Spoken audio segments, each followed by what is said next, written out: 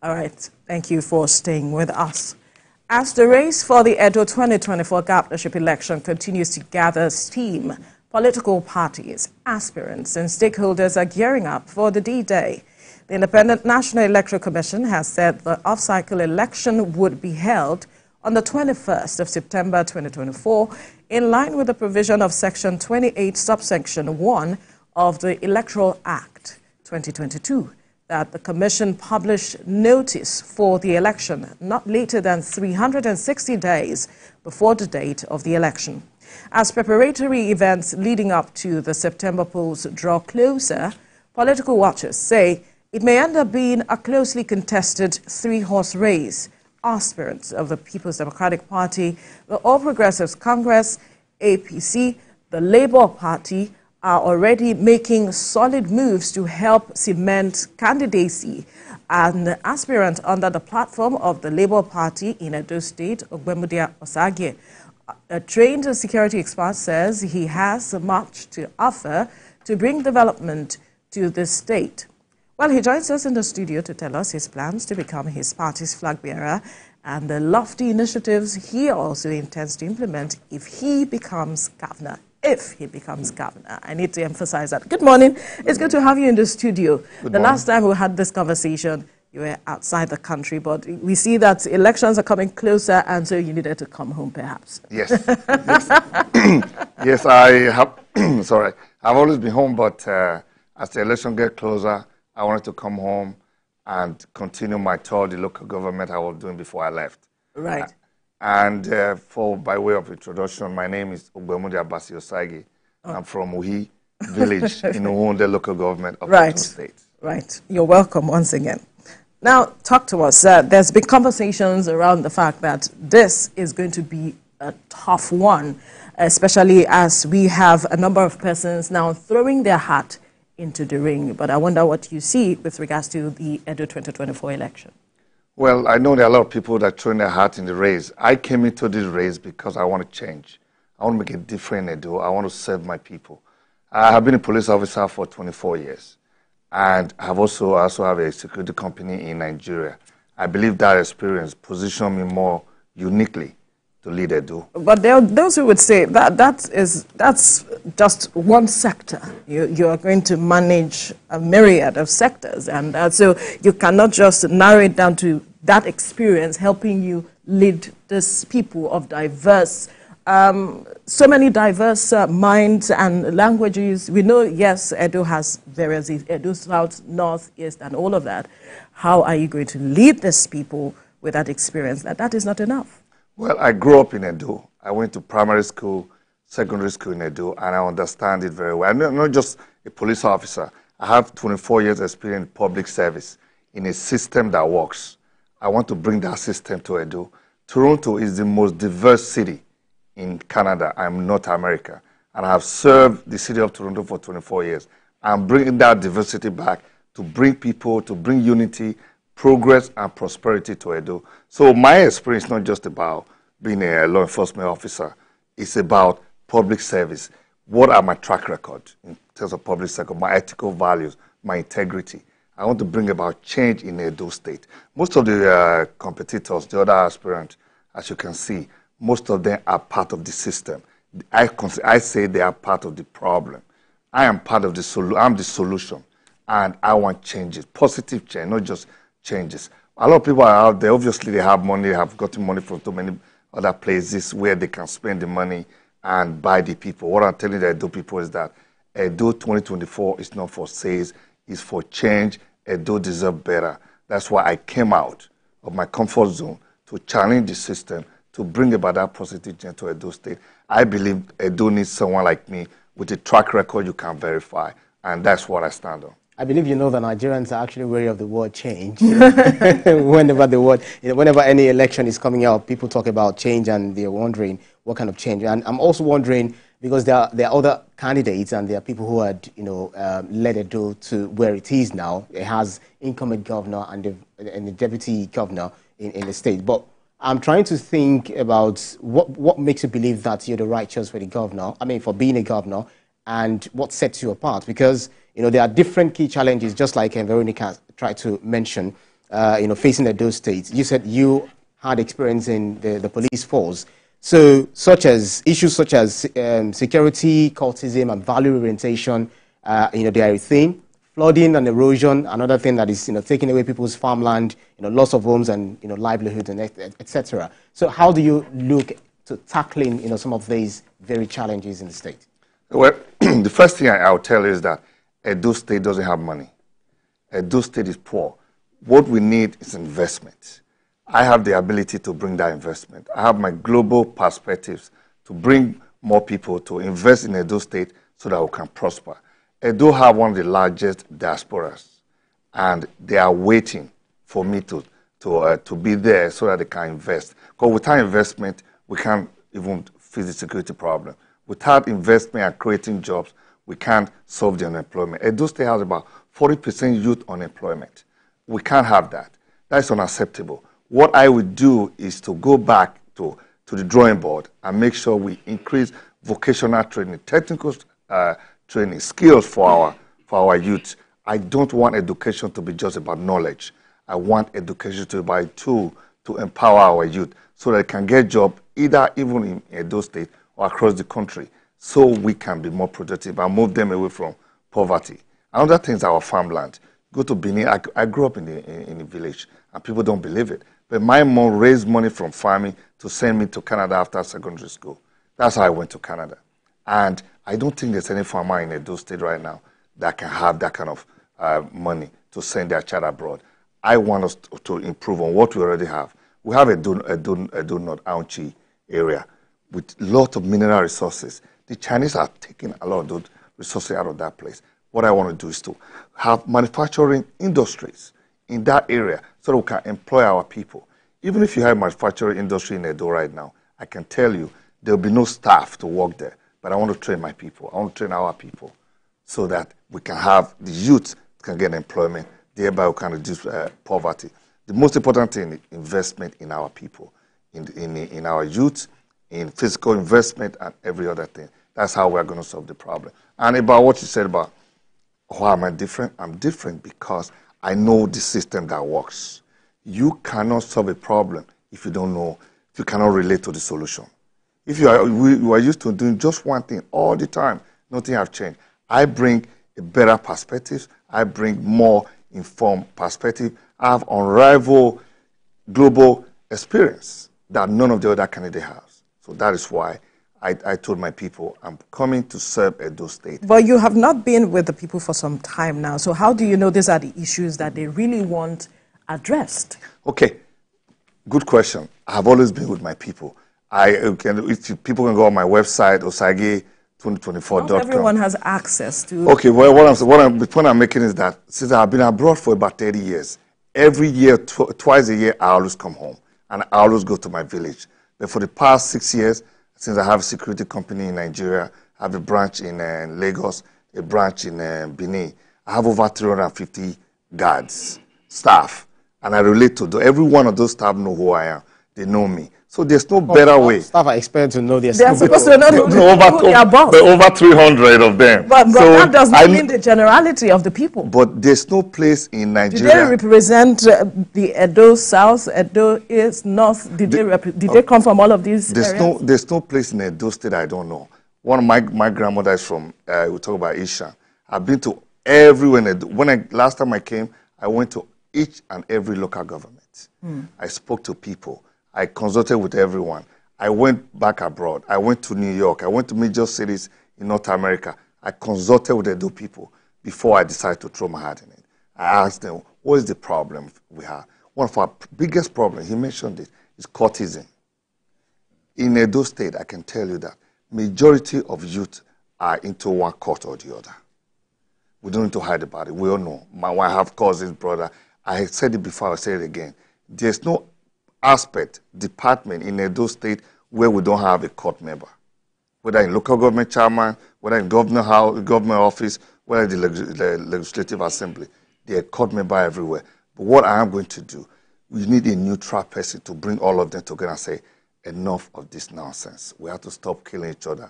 We have to pave the way for progress. But you cannot get any of those guys who are already member of one or the other to trust each other. You need a governor that you can trust. You need a governor that have integrity. You need a governor that have a good track record, that people can say, yes, Basi Osagie is there. I know him, and I'm going to support him. If you want to know about me, go to Toronto. Go everywhere. Talk to any Edo person that live abroad. I'm not just being away. I was the chairman of the local government area, my local government area of Canada for about 10 years. Through that, we did a lot of initiative. We brought some hospital equipment. We brought so many things. But what I tell you is that there's always a barrier to delivering those things. You have to bribe the Commissioner of Health to give hospital bed to a clinic in my village. You have to bribe the Commissioner of Education. So how do you intend to address it? So because this is quite a weighty allegation right now. Right. So how do you intend to address all of these bottlenecks, knowing that these are issues? How do you also want to build trust from the people? Because now you have mentioned you have been speaking with them and some of the things that they've been mentioning, and you're trying to address some critical issues in terms of cultism. And then you mentioned this matter now. But they must trust you that they must see that they can trust you to give you their vote as it is, that you are able to give them an alternative. If you are saying, stop this matter of cultism, what is the alternative for them? It's a mindset thing. How do you want to change that? But the thing is that they already trust me. They know, anybody knows, sitting here in Nigeria, know, for me to make that progress I've made in Toronto, to be where I am today, where I've been a detective, has different praises. People in Toronto don't just give you a position. They give it to you because it's trusted. You have integrity. That's one thing. The other thing we talk about is... Trust is relative. Yes, what might be trust to them in Toronto is different from... It's true. It's true, but it's a general integrity test that people have to go through. But what I'm saying is that's why some people will say, well, why don't you become a local government chairman, House of Rep member? That's why I'm not doing any of that. I want to be the governor and change the system so that we don't have to bribe the Commissioner of Health, because I will appoint people of integrity into those positions. Let me just give you a quick story. I hope I would deviate too much. About 10 years ago, the Toronto police were phasing out digital analog radio to digital radio. I called the IG up here in Nigeria, speak to the PSO. I said, look, buddy, we've got about radios that were given out. The people from the Caribbean are taking some. I can bring a couple of hundreds to Nigeria. I need a letter to bring them. The guy asked me, how much it's going to cost? I said, it's going to cost nothing. Just send me a letter that you want it. Oh, just put like $1. I realized that this guy was trying to get money from even though it's free. And then I said, no, I'm not doing that. They sent me a letter a few days later that they also in the process of getting a digital radio. No, I was really disappointed. I knew he was lying to me because one digital radio is cost $7,000. So after all that, anybody can verify this. The guy is still alive. When you look at this thing, you realize that for you to make progress in those states, especially in Nigeria, you got to start from the top and from the bottom. And unless you understand the system that works, unless you understand these issues, and just give an example that I know what's going on in Nigeria. So just unless you understand this issue and you can relate to the good way to do it, it's not going to be possible. I'm keen on understanding, because you said it twice now, and so it's somewhat weighty allegations, saying that for you to be able to achieve what you were able to achieve, especially in your locality, you had to, bribe your way through. And this is something that's been a bane in Nigeria's, system, corruption and bribery. Did you really have to, go the whole log of having to bribe the ministry or whatsoever it's responsible for you to be able to achieve what you were able to achieve, in this time? I'll give you get that clear. I'll give you a good example, which everybody's still alive. They can see it. We have. I'm from Uhi village. We do have Uhi diaspora that will contribute to build our primary school. We rebuilt our primary school in our village. I wanted the Commissioner of Education to commission it. They were hesitant to do it. I flew in, tried to talk to the commissioner. They wouldn't do it. I'm confused. Why would they not go to the school with us? Then some of my team said, you know what, Oga, we have to give them something, otherwise they won't go. That's a practical example. My other radio example is also a practical example. When I brought in hospital equipment, I can tell you some of those equipment got rotten in my house in Benin because the people would not take it to the hospital unless we give them bribe. And you think you can just challenge this system that is already ingrained, so to speak? As the governor, I'm running the whole... Oh, sorry, I want to go say bad language. I'm running the whole thing. I'm in charge of it. I will appoint people that have integrity. These people are within the system. don't you? They don't have to be all being within the system. Okay. I'm not in the system. I'm not going to continue with people that are part of the problem. And I'm telling you right now, when I become the governor of Edo State, no one who is part of the problem will be part of my administration. You cannot be. It's either you're part of the problem or part of the solution. I am the solution.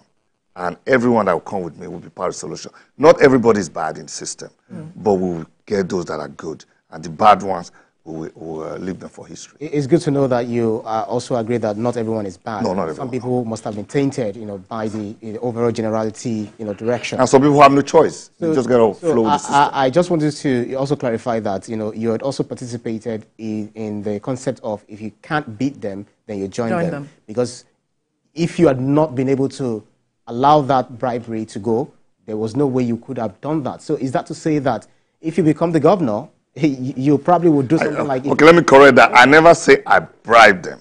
I said for you to go to the ministry, they have to ask for bribe. You have to bribe them. Did you give them? Take the books. I never gave any money, anything to anyone to say, here, take the equipment to the hospital. That's why I told you some of the equipment rusted in my house in Benin, because there's no way I can put myself to giving a government official money.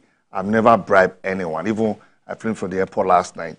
I can tell you, I don't give bribe, I don't take. Remember, I have been Toronto police officer for 24 years. That is not acceptable. It's not even something you think about. So you have to understand the mindset. We don't even think about it. That's why I said you need someone who doesn't have that mindset at all. Someone like me, who the first thing I'm thinking about is service. Service to the people. I'm not thinking about, oh, what do I give to get what? Yes, I didn't really get to know a lot of these things until when I have a security company. But you're the son of the soil. How didn't you know about it? But when I was growing up, Nigeria wasn't this bad. When I was growing up, Edo wasn't this bad. Now, everybody, you got to bribe everyone to get things done. But I'm hoping that now we have a new administration. People start. Let me just say one thing. The majority of our problem in Nigeria is morality. People's moral values are so low. It's not just the government. People's moral values are so low. Ethical values are so low. And people with integrity are so few. That is the problem in Nigeria. It's not even the government. And identifying these people is quite a challenge. Yeah, it's not even the government. I was at the airport yesterday. I was like, wow, these people have changed. Obviously, the new minister is doing a great job. I want to take the opportunity to challenge him. I don't know what parties belong to, but I'm for good Nigeria. I'm for a better Nigeria. He has done an amazing job at the airport. And I want to salute the gentleman that is doing that. That's what I want to do. So emulate people like the minister. Challenge the system. You said that morality is low as we speak. And we know that during the time of campaigns and all of it, there are those who have, thrown their hat into the ring to contest for one position or the other. Talk about how it is that you need a war chest to be able to scale through some of the hurdles that you would meet in the process of meeting with people, speaking with people, and all of it. How do you intend to address that? Well, the first thing is that even at Labour Party, I joined Labour Party because Labour Party is supposed to be for the masses, for the people, for the middle class. And I know some people have come, infiltrated Labour Party from the other side of the aisle, and now they are throwing money out there. They are giving people money, any money they want. They can give them, they can accept. I'm not going to play that politics. Like I said, I did not become part of the problem. But once I get the nomination, we'll get donation. Before I came down now, I went to New York. I was in New York about a week ago doing fundraising for my campaign. I was in Chicago. I was in Montreal. I'm raising money among Edo in diaspora to run my campaign. I'm not getting money because I'm a rich man. I make good money, yes, but it's not enough to do this campaign. My people in diaspora are supporting me. They are still raising money for me online as we speak. That's how we're going to get the money. We will have more money than them, but we are not going to bribe the way they bribe. We're not going to pay people to support me. What I want the Edo people is look at my track record. Read about me. If you don't read about me, come talk to me. And let's vote people with integrity. These people that are throwing money out there, the question you should ask them, this guy is giving you millions of naira to vote. How did they get the money? Are they not going to have to put that money back where they got it from? Is somebody who's sponsoring them? We should be asking questions. Edo people need to let the whole world know we are different. We are not going to sell our vote. We are not going to sell this position to the highest bidder. We're going to give to someone who have a track record who can verify. And we should also challenge other aspirants to come on TV like this, to talk to the people, not to hide behind giving Ghana must go to the leaders. Let them come out. Let's debate the issue. Let's tell the Edo people what we are going to do for them. And I welcome more challenges. And I'm going to be going to every local government in Edo State to let them know we are ready for work. It's always very good to see, when you see aspirants, when they are always willing to challenge, they're always the one you find, coming to people, talk to people and challenge the status quo. But probably when they become incumbents, it's difficult for them to come out. But that's not where I'm going. Let's talk speak about Edo in the diaspora. At the point in time, you were also in the diaspora, for a long time before you decide to come home. A lot of people are looking to Japa, and Benin, Edo as a state is not, left. Is not left behind in this drive. I will see what UK is trying to do to close its borders against, tighten its immigration policies against immigrants. What plans or programs do you have to, bring up or to reduce the level of Japa syndrome that is facing Nigeria? How would you want to? Yeah, especially in Edo State. How would you want to, tackle it if you eventually become the governor? Because they will also say to you that, well, you also Japa at a point in time. Okay. Well, when that time was in Jackpot, that time was just my mom looking at me saying, what, you need to attend your university. Well, going back to the point, the best way to stop this Jackpot syndrome is to give ordinary people good education. Like I said, if someone had good vocational training, a technical school in Benin City was established by the Canadian government. That was established so they can give our people the training. The best way not to Jackpot, I keep saying that.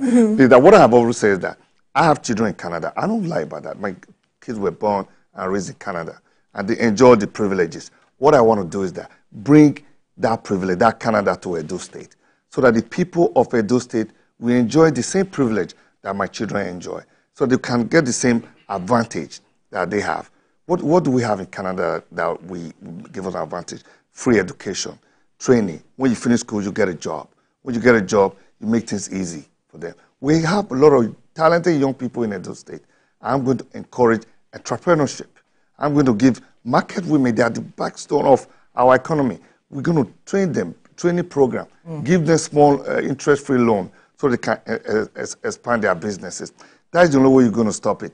You can't just stop it by talking. What a lot of our leaders are doing is talking. And when they talk about Edo, Edo looks so beautiful. But when you go there, it's not what they say. It's not what is there. Edo State has the largest number of diaspora, yes. But we will stop it by giving them hope, by giving them opportunity, by giving them job, by removing them from poverty, by making sure that when they are sick, they don't die because of high blood pressure. Those are the things I'm going to do. So they don't die by accident on the road. The roads are not good. Once it's raining in Edo State, let's just say Benin City, the whole place is flooded. Why? Lack of planning by the government. I'm going to bring the expert Edo people abroad. Because we are so many abroad, there's no area profession that we don't have an Edo person. There's no factory. I have guys in Toronto that have breweries. They have a pharmaceutical company, construction company. They are ready to come home. They just want somebody they can trust, somebody they can have faith in like me, so that we can come home and start to build Edo back. All right. Quickly, there was an opera that an aspirant did not know how to speak the language, and he had to get an interpreter. Can you still speak the language? And if you can, perhaps speak to your people, let them hear. That was very disgraceful to have the guy, I think I'll say his name, I don't can say, okay, I won't say his name then. Right. He went, he couldn't speak his language, had an interpreter. And for me, can you? Yeah, of course. Ovie do wahin, ovie do pataki ehin. I made do nigwaze, ovie do walaho. Why gawa mwe this position omano wa mwigore wa wazi awa muna. Wagamu omano gwaze uni maze. Omano no ewe uje do na origini we do he. Omano ewe na ibne doki omano wa mwigore awa we no waro edole doji.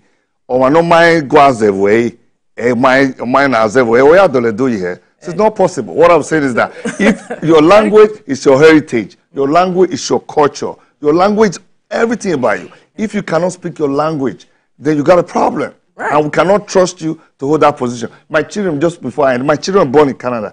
We have a Edo language school in Toronto that I call, when we establish it, my children understand Edo. They cannot speak it very well, but they don't need interpreter. This was an issue for a majority of persons when that incident Even happened. the one we have now doesn't speak it anyway, so that was a mistake 8 years ago. Right. He's still the governor.